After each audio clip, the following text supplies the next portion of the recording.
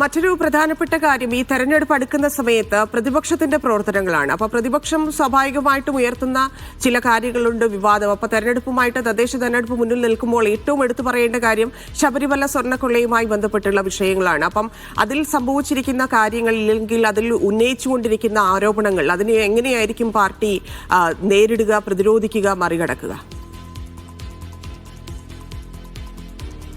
ഇവിടെ പ്രതിരോധിക്കേണ്ട കാര്യമൊന്നും പാർട്ടിക്കില്ല. പിന്നെ ഈ ആക്ഷേപങ്ങൾ ഉന്നയിച്ച് നടക്കാൻ കഴിയുന്നവർക്ക് അതേ ഉള്ളൂ ജീവിതത്തിൽ.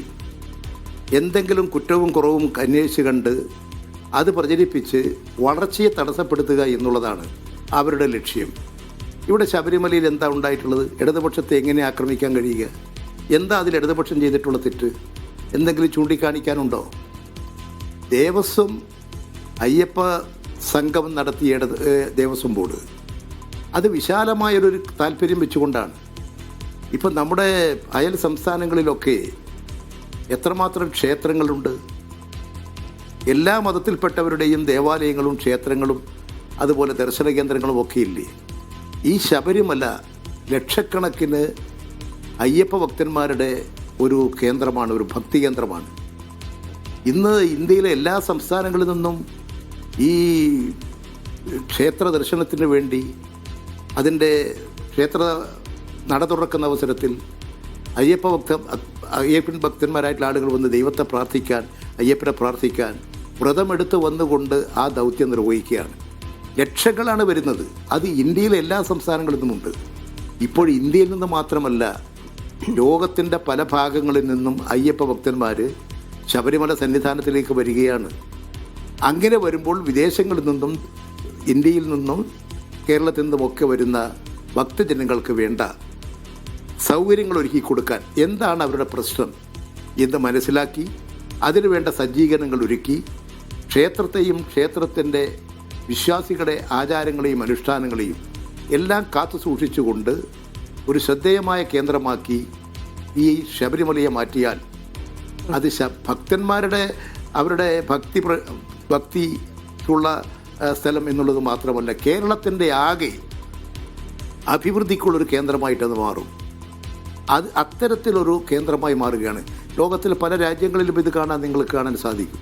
ഇപ്പം നമ്മുടെ തന്നെ കേരളം എടുത്താൽ ഈ പത്തനംതിട്ട ജില്ല, ഇടുക്കി, എറണാകുളം, കോട്ടയം, ഈ ശബരിമല ദർശന കാലഘട്ടത്തിലെ ജനപ്രവാഹം കൊണ്ട് ആ നാട് ആകെ ഉണരുകയില്ലേ? എത്ര കോടി രൂപയുടെ വ്യാപാരമാണ് നടക്കുന്നത്? വിദേശങ്ങളിൽ നിന്നും സ്വദേശങ്ങളിൽ നിന്നൊക്കെ വാഹനങ്ങൾ, അതുമായി വന്നുകൊണ്ടിരിക്കുന്ന ആളുകൾ, ഇതെല്ലാം വന്ന് ഈ കേരളത്തെ ആകെ ചലനാത്മകതയുള്ളതാക്കി മാറ്റുകയല്ലേ? വ്യാപാരം നടക്കുകയല്ലേ? കച്ചവടം നടക്കുകയല്ലേ? തൊഴിൽ മേഖല വളർന്നു വരികയല്ലേ? ഈ ജില്ലകളിൽ തന്നെ പ്രത്യേകിച്ച് ദാരിദ്ര്യമൊക്കെ ഇല്ലാതാകുന്നതിൻ്റെ ഒരു പ്രധാന കാരണം ഈ ശബരിമല സന്നിധാനമല്ലേ? അത്തരത്തിലുള്ള പ്രവർത്തനങ്ങളെ പ്രോത്സാഹിപ്പിക്കുക എന്നുള്ളതാണ്.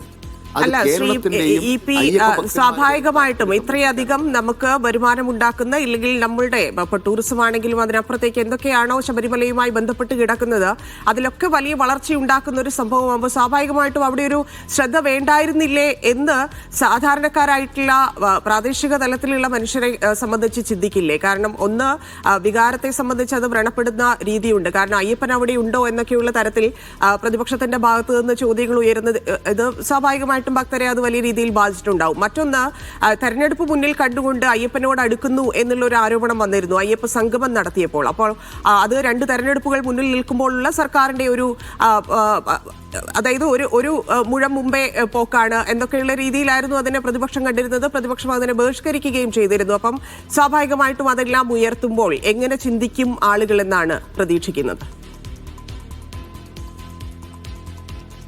ഈ ശബരിമലയെ തകർക്കാനും വിശ്വാസികൾക്ക് സൗകര്യങ്ങൾ ചെയ്തു കൊടുക്കുന്നതിനെയും എതിർക്കുന്നൊരു നിലപാടാണ് UDF പ്രത്യേകിച്ച് കോൺഗ്രസ് സ്വീകരിച്ചത്. കോൺഗ്രസ് ഈ ശബരിമല പ്രശ്നം എങ്ങനെയാണ് കൈകാര്യം ചെയ്തത്? നമ്മുടെ തെലങ്കാനയിൽ നിന്ന്, ആന്ധ്രയിൽ നിന്ന്, കർണാടകത്തിൽ നിന്ന്, തമിഴ്നാട്ടിൽ നിന്ന് ഒക്കെ ധാരാളം ഭക്തജനങ്ങൾ പ്രവഹിച്ചു വരികയാണ് ശബരിമലയിലേക്ക്. അങ്ങനെ ശബരിമലയിലേക്ക് അയ്യപ്പ ഭക്തന്മാരുടെ സന്ദർശനങ്ങൾ ഉണ്ടാകാതിരിക്കാൻ ഈ സംസ്ഥാനങ്ങളിലൊക്കെ സമരം നടത്തിയ പാർട്ടിയാണ് കോൺഗ്രസ്. ഈ ശബരിമല പ്രശ്നം പറഞ്ഞുകൊണ്ട് സമരം നടത്തുന്നതിൻ്റെ ലക്ഷ്യമെന്താ? അയ്യപ്പ ഭക്തന്മാരുടെ പ്രവാഹത്തെ തിരിച്ചുവിടാനാണ്, ഇങ്ങോട്ട് വരാതിരിക്കാൻ വേണ്ടിയിട്ടാണ്. ഇതെല്ലാം ഒരു വിശ്വാസികളുടെയും ക്ഷേത്രത്തിൻ്റെയും ഒക്കെ നടപടിക്രമങ്ങളെ തകർക്കുന്ന നിലപാടാണ് കോൺഗ്രസ് സ്വീകരിച്ചത്.